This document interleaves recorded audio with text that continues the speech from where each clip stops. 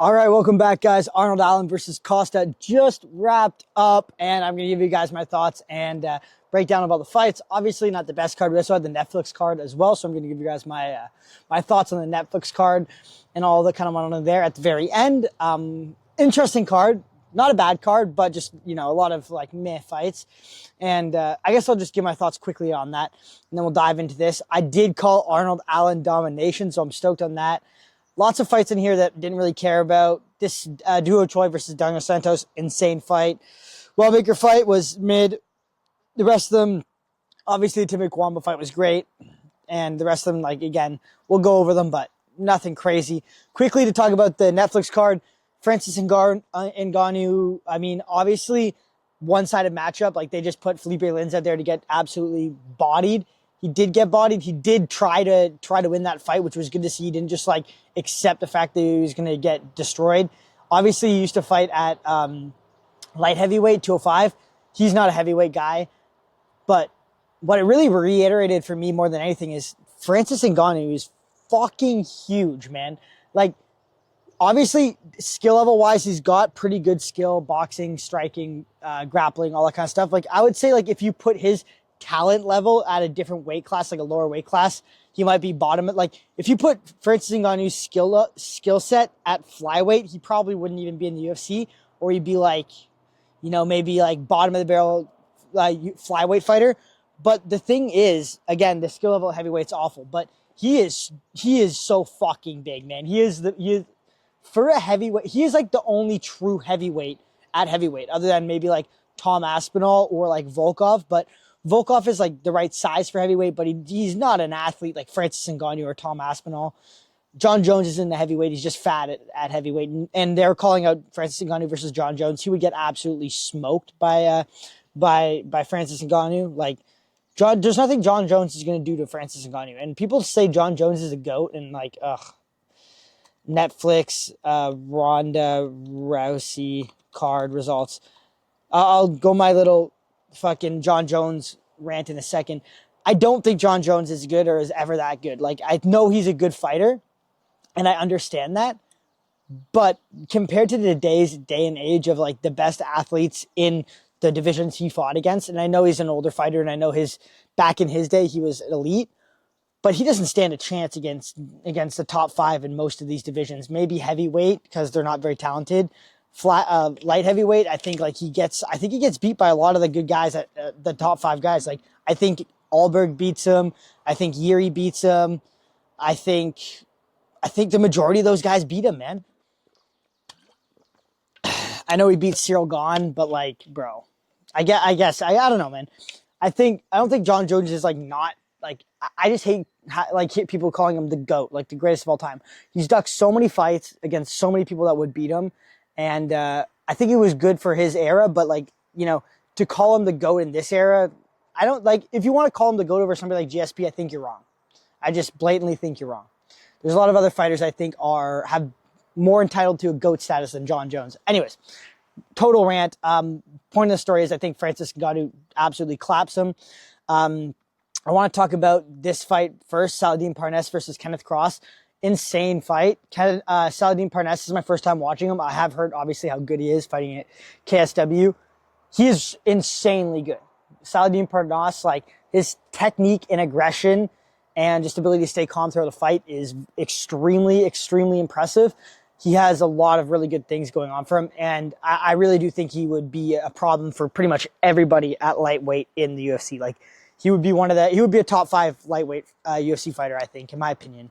And there's a lot of good guys at lightweight, so that is saying something. But Saladin Parnas is, striking wise, very technical, looking for damaging shots, fight finishing shots, while staying very technical, while pressuring, while doing a good job of being his distance range management is very, very good. He's pressuring, but he's not too close where he's getting clinched. He's not too far away where he can't throw. He's in the pocket, cutting corners where he can cause damage. Very, very good job. I mean, the guy who went against Kenneth Kross, actually, he wasn't obviously as technical as Saladin Parnas, but he looked like a pretty good fighter, and a fighter that would be in the UFC at lightweight. It wasn't one of these one-sided beatdowns like some of the other.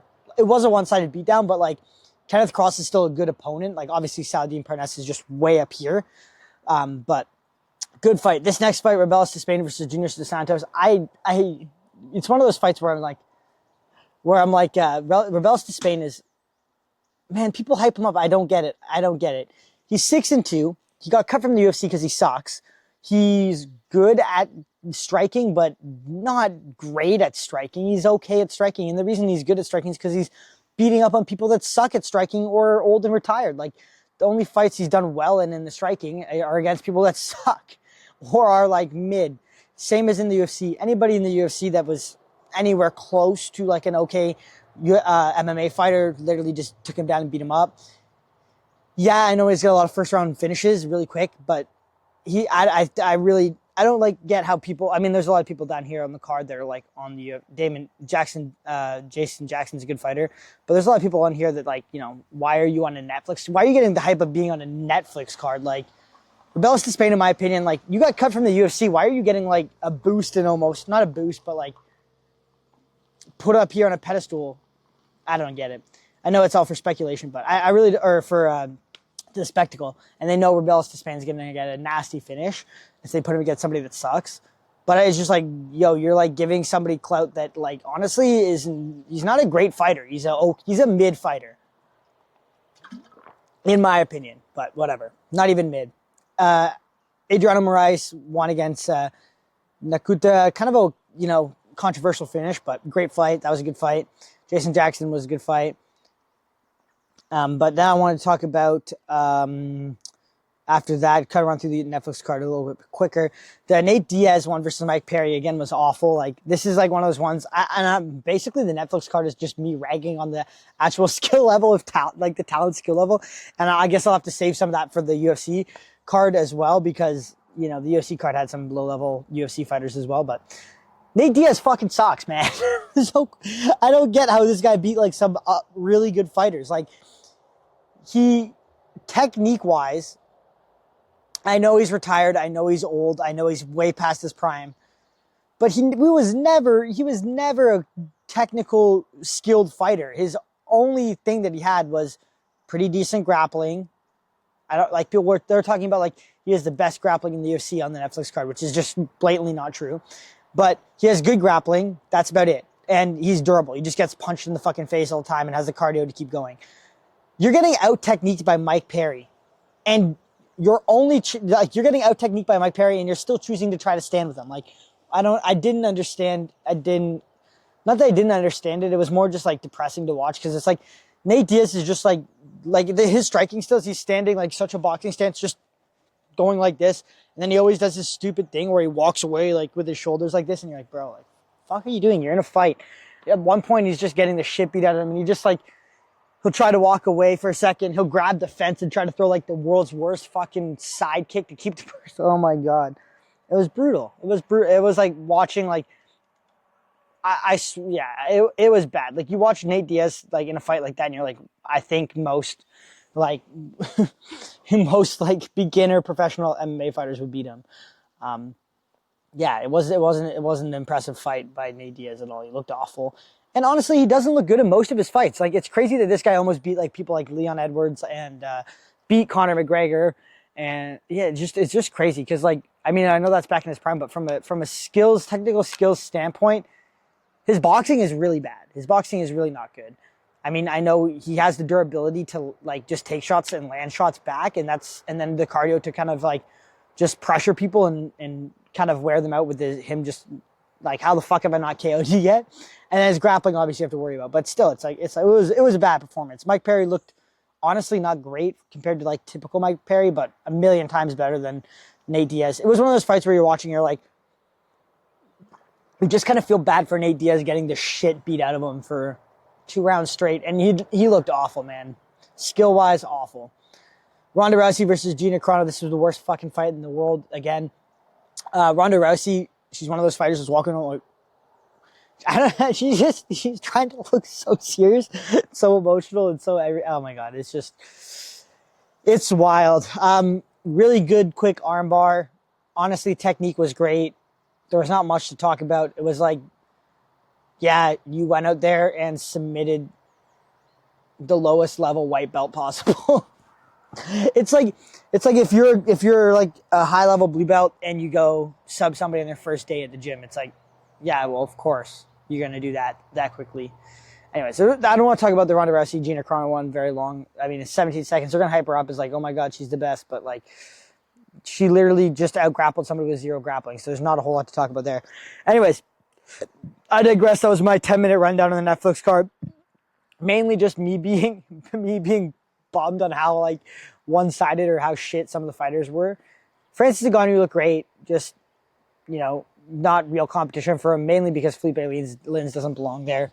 Ronda Rousey looked good in her fight, but like, again, it was like, bro, do we really care? Like, it was a 17-second fight against somebody who has no grappling. Like, there's nothing to break down there. It's not like she's back in the UFC having an actual fight against somebody who actually skilled. The girl, Gina Carano, has been on a 17-year layoff. It's like, what are we going to talk about? Like, she's back? Bro, she submitted a girl with literally 0 grappling. Yeah. Parnas fight was sick, though. That was a really good fight. All right, let's get into the Netflix card. We're going to start with the UFC card. We'll start at the bottom, go to the top. Holy shit. Wow. Nicole Cagliari won the fight. I picked this right. It's pretty hard to pick against Shauna Bannon. Pretty hard to pick Shauna Bannon. She sucks.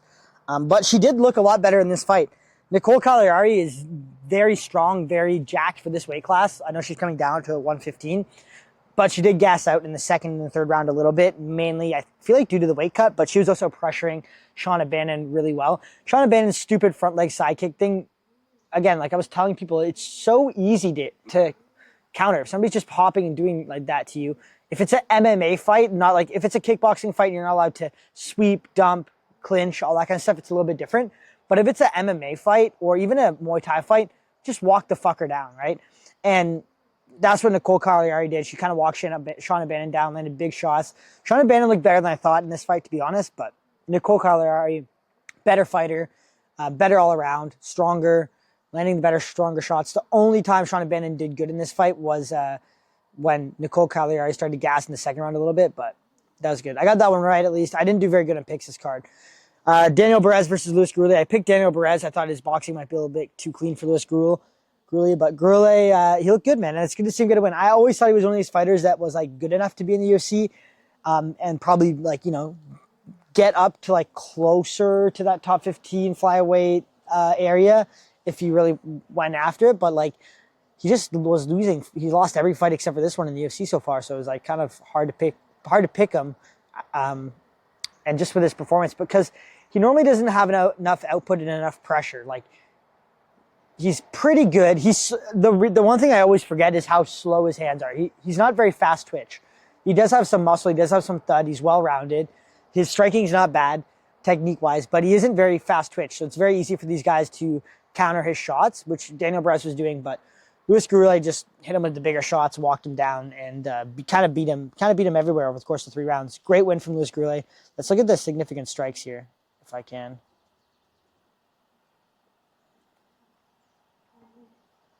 Is he going to come up? That's going to send me to Luis Gurley's page. Back. All right, what? Oh, there we go. Let's see the significant strikes. I think he won by quite a bit, yeah. So, extra like 60, 70 significant strikes, or total strikes. Significant 50 as well. Yeah, I don't know. Luis Gurley just did the better work in this fight. Alice Ardelin versus Polyana Viana. This fight was crazy. Polyana Viana literally fucking armbarred herself, bro. Or armbarred herself, fucking leg locked herself. I don't think I've ever seen that, but that looked nasty, dude. Like, as somebody who's personally going through an ACL injury right now, like, watching that happen to Polyana Viana that was brutal. And honestly, Polyana Viana didn't look bad in this fight. She looked pretty good. Obviously, Alice Ardelin was doing a good job of closing the distance and landing bigger, stronger shots. But Alice Ardelin's striking, it was very effective. However, it was very ugly. It was like step, throw, step, throw, like just throwing these kind of winging hook/crosses as she's stepping through with punches and doubling up on them. But it was landing well. Polyana Viana was a cleaner, more technical striker. And she was doing okay on the ground, but she was getting dominated by Alice Ardelin for the most part. But she wrapped up a body triangle from guard, which again, not necessarily something you want to do when you're on bottom, because again, you're just stuck there. You're not getting up. You're not doing anything productive. And Alice Ardelene stepped over her foot and just sat back and just tore. Like, people were saying like calf slicer, but like when you watch it, like it looked like she tore all the shit in her knee. So I hope that's not the case, because that really sucks. Like going through knee injuries like that, where you have to have surgery and stuff. But it looked like she tore all the shit in her knee and immediately tapped. That was fucked. It was brutal.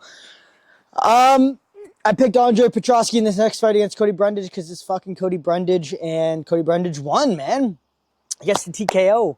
He was getting kind of beat up in the first round, but managed to come back in it, and second round basically did what he should be doing every fight. Like, he tries to fight a technical fight, and he's not a good technical fighter, and whenever he actually pressures and tries to throw damaging big shots, he usually is able to get people that are around his skill level out of there, and that's exactly what happened. He hit Andre Petrosky with a couple big shots in the second round after his coaches told him he needed to put the pressure on. He did put the pressure on, and landed a couple big shots and was able to get him out of there pretty easily.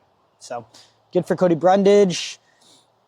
Good win. Jacqueline Cavalcante versus Caitlin Vieira. Didn't really pay attention to this fight a whole lot, but Caitlin Vieira kind of just outworked Cavalcante in the striking and the grappling, and she's just a more veteran fighter. Got that one right. Arthur Minayev versus Tommy Gant. We all picked Tommy Gant because he's a big prospect. But honestly, Arthur Minayev looked really good. Like, he looked like a good UFC prospect as well. First round, obviously, like, did a very good job of defending all the takedowns with proper technique and stuff like that. Tommy Gant literally just did what people like Hamzat and Tatsuro Tire should have done, where they just repeatedly shot takedowns. Like, even though he failed all first round, he just kept shooting takedowns, kept clinching to shooting takedowns along the fence. And he just out-grappled Arthur Minayev. In the second round, he started to slow down, and Tommy Gant took over, got a sub. Got the TKO.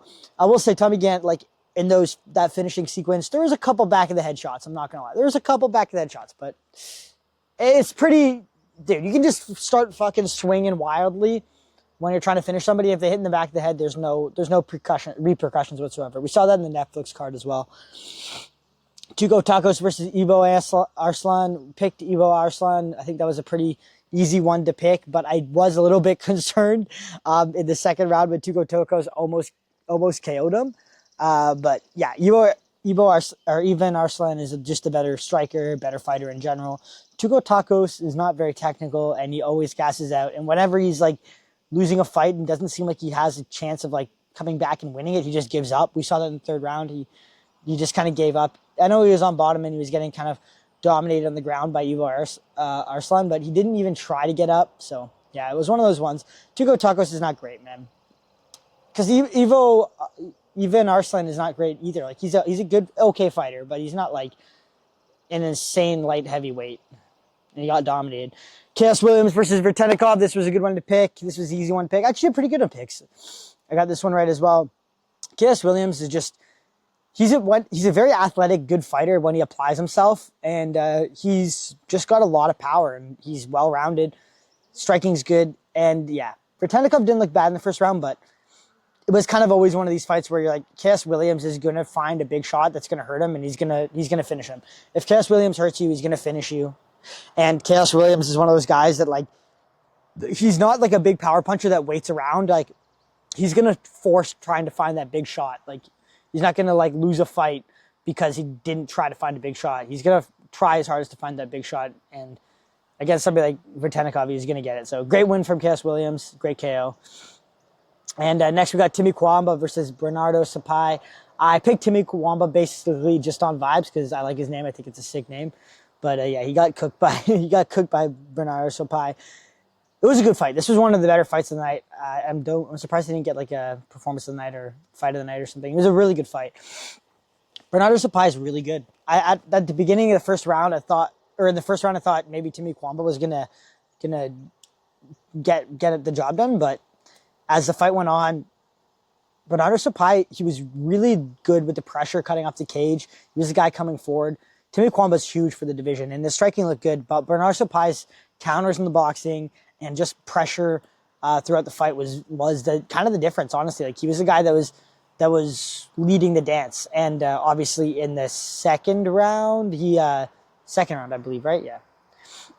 Second round, he caught him with a check hook over the top of the Kross, I believe.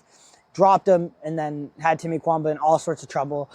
Just basically TKO'd him, and the ref still didn't call off the fight, so he subbed him. I felt kind of bad for Timmy Kwamba. It was a lot of damage to take, but really good fight. Good win for Bernard Sapai. I think both these guys are good fighters, and it was an entertaining fight.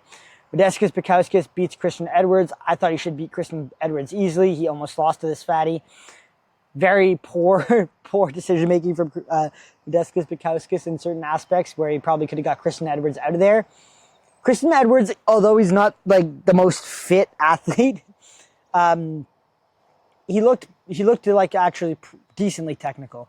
I don't know how he does against higher level fighters in this division, but he looked technique against Modestas Bukauskas. He didn't look that bad. So, yeah. Anyways, good win for Modestas Bukauskas. I'm glad he won, but wasn't impressive.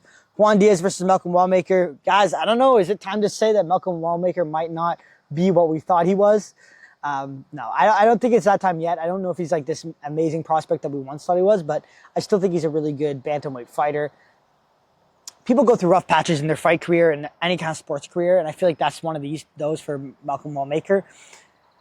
I don't know if he has the output to keep up with some of these guys. Like, he was very calm throughout the fight. He looked very good in the first and second round, but he's not a very high output fighter sometimes, which is hard because you get behind the cards. And then he does let himself get outworked in certain positions, like in the grappling and in the striking, like just up against the cage. Like sometimes he'll be trying to counter or whatever, and he'll just kind of get a little bit outworked there and maybe overwhelmed. But I don't know. Malcolm Wallmaker didn't look bad. He just kind of got like, I don't want to say he got caught with the sub, but he should have been defending that sub better. But yeah, I was right. It was close to the end of the round. But yeah, I don't know. Kind of a weird one. Juan Diaz is good though. Juan Diaz is a good fighter. But yeah, Malcolm Wallmaker takes another L. That's a crazy one. Dooho Choi versus Daniel Santos was probably obviously the fight of the night. It was one of the most entertaining fights you've seen in a long time. Daniel Santos reminds me of a little rhino. He's just head like this and just swinging big overhands as he steps forward. Daniel Santos is a very entertaining fighter. His skill level is actually quite good. I think he was maybe going for the knockout a little bit too much, which is why some of the techniques, like rushing him with those overhands, was a little bit like switch stance stepping in with those overhands, looking for a big shot to land, was a little bit like not the most technical striking. But again, this is not a fight where you want to be going technique for technique with Dooho Choi. If you're something like Daniel Santos. But yeah, Daniel Santos looked very good, very technical. First round, he was really putting it on Dooho Choi, landing big shots. Very, very aggressive fighter, looking there, like coming out looking to KO you, looking to finish you. And he did almost get Dooho Choi out of there. But the problem was he was throwing so big and so hard and so aggressively that he did run out of gas. But one thing I want you to consider with this fight with Daniel Santos is if he lands those same shots he landed in Dooho Choi against 10 other UFC fighters, I think he KOs 8 of them. I think like 8 out of 10 times he's KOing the person he's fighting with the shots he landed on Dooho Choi. He just happens to be fighting Dooho Choi, who's a fucking brick, right? Like I think featherweight he KOs a lot of other people with those same shots he landed, and I feel like that's kind of what his thought was coming in this fight. He's like, and I'm sure he's landing those fights and he's like, or those shots, and he's like, why is this guy not like getting out of there? But Dooho Choi is just very calm, very professional, very tactical with his striking. He did take some big shots, but he wore them well, and he did do a good job of not taking a lot of them. Like, he did take some of them for sure, but he did do a good job of like avoiding some big ones as well. But he was just way more technical. He started implementing the jab and putting the pressure on Daniel Santos in the second round as he started to slow down, and that was kind of where the fight turned. Is like when Daniel Santos wasn't the guy moving forward, and he was kind of getting bullied and pressured back, kind of like how he did against Vinicius Oliveira. When he was the guy getting bullied, he was the guy getting pushed back, and he was getting a little bit more tired. That's when he starts to lose the fights. But in that first round, when he's full of energy and he's the guy that's coming forward and putting it on you, he's a dangerous, dangerous fighter. But Dooho Choi finished him with like the most beautiful body shot you'll see in a long time. Absolutely crumpled him. He was landing with some big jabs and then followed up with that body shot. It was a nasty, nasty liver shot. I think he went 1-2 straight to the body, or 1-2 body shot, liver shot, I guess, hooked, uppercut to the body. What do you want to call it? 1-2-5.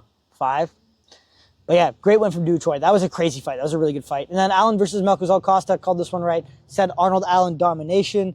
And for the most part, Arnold Allen dominated Melchizedek Costa. He looked really good in this fight. Melchizedek Costa also looked really good. Like, he showed that he's not on an Arnold Allen level yet, but Arnold Allen level is top 3, top 4 in that division, minimum. Like, he's top 4, top 5, there's not, all the people that are ahead of him, he has arguably beat, right? Max Holloway probably won that one, but it was a very close fight. Evloev, very close fight, could go either way. John Silva, honestly, very close fight, could go either way. John Silva kind of won that decision mainly just off, like, doing shit like hopping on Arnold Allen's back. Like, otherwise, it was very even. So, Melchizedek Costa, although he got beat like 40 or 50-45 or 49-48, I think one of the judges scored it, he showed that he can hang with the rest of the guys in the top 10. Like, I think Melchizedek Costa is top 10 to top 5 UFC fighter right now, or featherweight fighter right now. He's in that area. And I'm sure that's what we'll see him fight later, but Arnold Allen is not a number 7 ranked featherweight fighter. He's one of the best guys in this division by far. So, Arnold Allen was landing good shots the whole way through the fight. He's stepping with the right or the left hand, just a straight. He was kind of coming over the top. Melchizedek Costa's kicks are good. His leg kicks were really good this fight. He throws very hard, like with a lot of ability to hurt you. But Arnold Allen is not one of those guys that you're gonna hurt like that. Like, he doesn't show it at all. He just takes these shots and he's just gonna pressure you and come forward. And Arnold Allen's he's so well-rounded that he's really good in the grappling, the striking, every single area, footwork, everything in a fight. And he's really good at following a game plan. That's what makes him one of the best fighters in this division. He's in great shape. He's really, really well-rounded, and he can follow a game plan specifically for any fighter he's fighting and implement it very, very well. And he keeps going to decision, but, bro, you're not, like, very, very, very few people are going to beat Arnold Allen in this division. So, yeah, that's my breakdown of the UFC card, Allen versus Costa. I hope you guys enjoyed. I know I did a bunch of rambling about the Netflix card at the beginning, but it was good. It was nice to have 2 kind of UFC fights, or MMA fights going on back-to-back. The Montreal Canadiens NHL game was on, so I had, like, 3 screens set up, and I was just vibing out. But, yeah, very, very good night of fights. I know the UFC Fight Night card wasn't, like, you know, the most high-level card, but it was still fun to watch, and I did enjoy a lot of the fights in there. Some of them were boring, but, you know, just tune into something else while those were going on. Anyways, I hope you guys enjoy. If you haven't already, like, subscribe, hype the video. We are on our way to 800 subs on the MMA YouTube channel. And, yeah, I'm having fun making these videos for you guys. See you in the next one. Deuces.